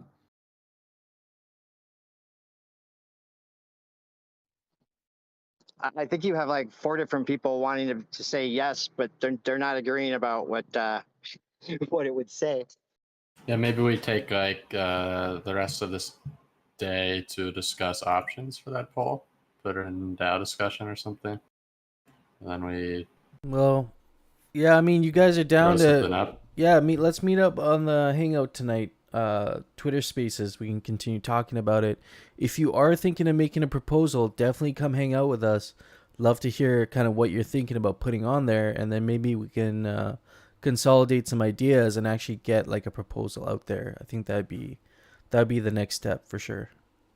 Or at least post in DAO discussion before throwing up a proposal. Yeah, 100%. I agree with that. All right, guys. Have a good Sunday. See you then. Later, Thank you. Dan. I just have one more announcement for Mikey J. They said that they will be putting out the SIG prop for the Harvesters, so definitely keep an eye out for that. Have a look at all three. I think you say recipe B is going to be on there. Are the other two recipes going to be on there as well? But just have a look at that document that they have. It's quite long, but if you look at the TLDR, it'll give you everything you need to know. Otherwise, the Miro board has everything from our meeting today. And I know Hardcore, shout out to him. He's been managing all this and getting these together for these meetings on Sunday.